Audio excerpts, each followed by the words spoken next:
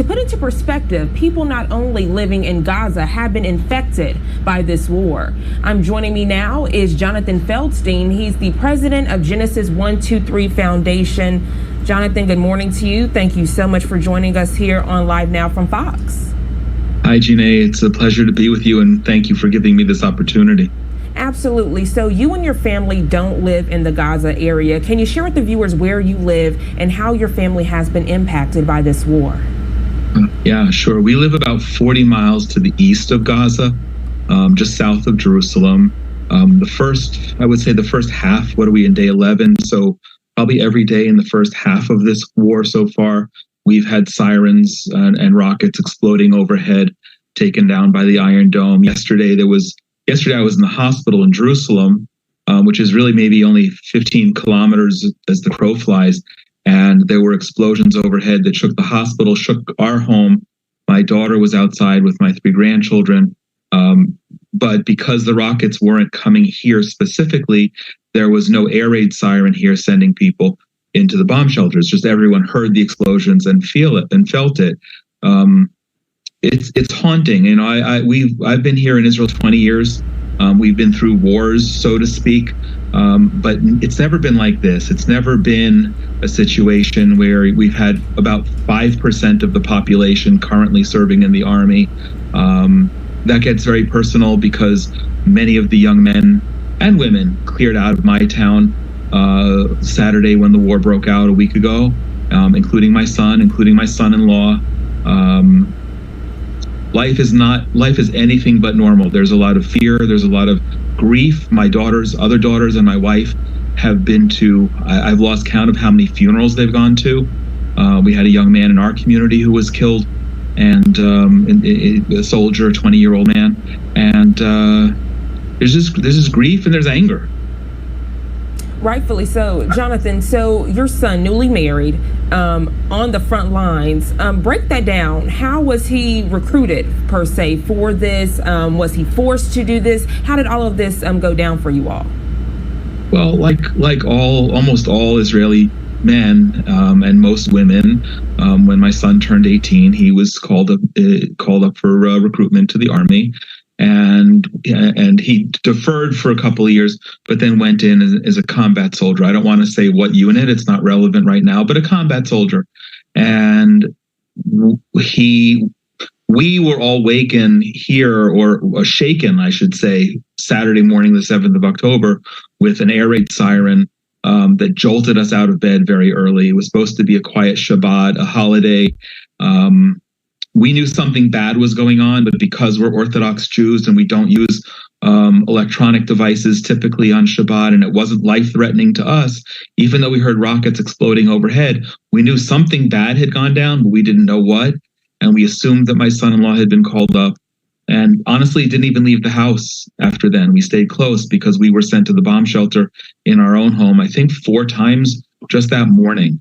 So we stayed close. We didn't know what was going on. And then at about 4 o'clock that afternoon, my son came in. He's currently living with his wife, my daughter-in-law, at her parents' house, which is not far, close in the neighborhood. And he came in about 4 o'clock to say he was called up. He turned on his phone. He knew that as a combat soldier that something was going on, and he turned on his phone. He was called into reserves. He came in within 10 minutes. He was in uniform with all of his equipment. We were rapidly packing up food. And I looked over the balcony of our apartment. He was picked up by a black car and zipped off. Last time we've seen him. Have you been able to communicate with him? Yeah, thank God. He's he sounds like he's in good spirits. My wife was doing some volunteer work at a soup kitchen near where he was stationed at early on in the period, so she was able to pop in and give him a hug, and that's been so important. I don't know for him so much, but her and my daughter-in-law was also able to go down very late one night. That's hard, you know. 2 days ago, they were supposed to begin their academic year. They're both starting university. They got their first apartment together. They were supposed to begin their lives together, and now she's living at home with her parents as if she wasn't even married, if she's single, but except now she's worrying about her husband. And thank God she's wonderful and she's strong and she's comes from an amazing, amazing family. it's just not a normal situation. They should be able to be home together. It's even if it's even in Deuteronomy, I think 24, that young men who are newly married are not supposed to be called off to war, except when there's a war. So that's our situation. Jonathan, can you take me through what daily life looks like right now? What it's like to go to the grocery store, waking up and hearing sirens. I mean, even going outside and potentially seeing a missile strike. What does daily life look like for you and your family right now? We're like many of us. I don't want to say most, but it might be most.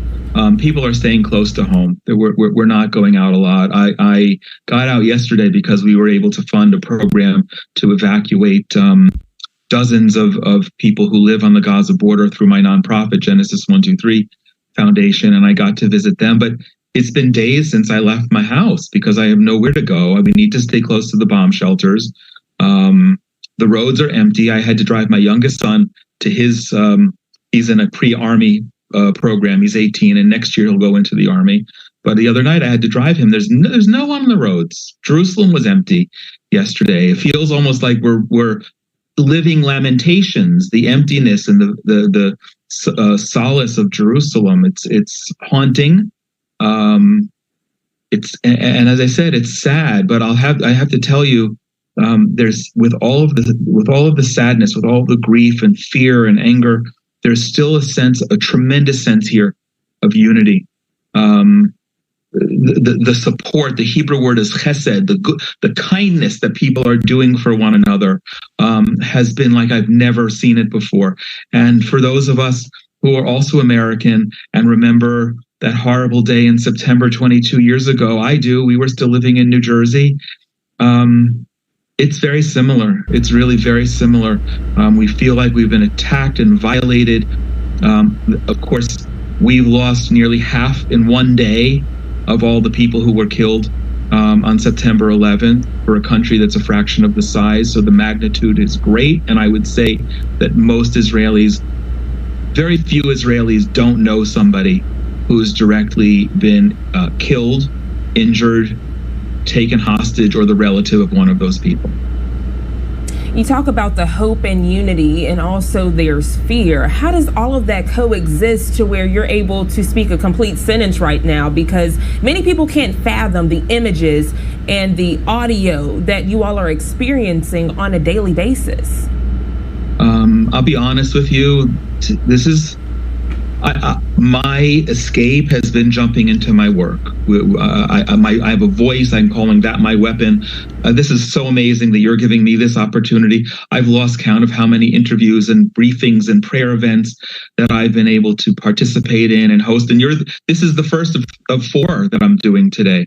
So I'm thrilled for that. But when I sit down to try to begin to prepare my thoughts before such an interview, I'm overcome with emotion. The images that you were showing, which I wasn't aware were even going on right now, of a whole family being buried.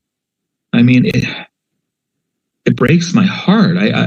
And I'm not related to them, but they're part of us. The people I was with yesterday, who we helped evacuate from the Gaza border area, they had just come from funerals of friends and loved ones. And I think for me, my personal escape is absorbing myself in my work. And I've been writing and I've been speaking out because I think if I have too many moments like I did before our conversation began, I would just break down. I would be unable to function. And I think a lot of us are like that. There's been a lot of unemployment. One of my daughters is now unemployed because she works in tourism and there are no tourists coming. My wife is in the tour guide course. The tour guide course has been suspended. We're seeing a lot of abnormalcy, if that's a word, and yet we're just trying to persevere, knowing that at some point, probably sooner than later, even with President Biden coming tomorrow, the wars are likely to get a lot more unpleasant and bloody than it's been thus far. And that's something that we just have to suck up, because we've come to the realization that this is not a war that you can win by kicking the can down the road. Hamas has to be defeated. They have to be uprooted. We can't have people on the border who will mass population on the border trained with manuals how to massacre us, break through, and then go and do it. Just one more thing I'll share. Watching the news myself, one of these horrible things, there are so many Palestinian Arabs where I live and down by the Gaza border and in Jerusalem who come to work in Israeli Jewish communities on a daily basis. One woman recognized a man who used to work in her community, and I don't know how she knew it, but she understood clearly that he had been scoping out the community in order to provide information on how many people live in each home, who has a dog, who doesn't have a dog, who's armed, who's not armed. And they came in masses and they massacred people in her community. Jonathan, you mentioned that this war could last for months. What are the plans of you and your family? Are you all planning on staying out there? How are you all planning to get by if this affects commerce and food and water? It's affecting commerce. The economy is certainly taking a hit, and many people are not working. My youngest son is volunteering in a bakery because there aren't enough people to work there to bake the bread that needs to come out. So we're seeing that. I'm not leaving, except for the fact that none of my family's leaving. This is our home. These are our people, and we're going to be here in whatever capacity. But what we didn't talk about is I just published a book that was supposed to begin a book launch tour November 1st in the U.S., and I was going to be in the U.S. for a number of weeks. And I don't know if I can leave. I don't know if I can leave Israel. Right now, no foreign airlines are flying. I can still get out, but I truly don't know if I can leave. And if my son is still in combat, if my son-in-law is still in the army and not able to come home, I don't know how I can responsibly leave. But on the other hand, all I'm doing is sitting in front of the computer working anyway. And I think my voice is a very important weapon in the war of public opinion, because as the war goes on, we're going to need a lot more public opinion. Right now, everyone's standing with us, as they should, and they should continue to. But it's not going to be pleasant, and that's going to be most painful for us on both sides. Jonathan, thank you so much for your candid conversation. Is there anything else you'd like to add before we let you go? Well, a shameless plug, if anyone would like to help participate in our emergency fundraising campaign, it's fully tax deductible in the United States. Genesis123.co is our website, and we're doing amazing things, hands-on, tangible, really helping people save lives and protect people, and I'm really glad for people to be in touch. Jonathan, thank you so much. We're obviously praying for you and your family, and we'll be checking back in with you to see how everything is going. Thank you so much. God bless you.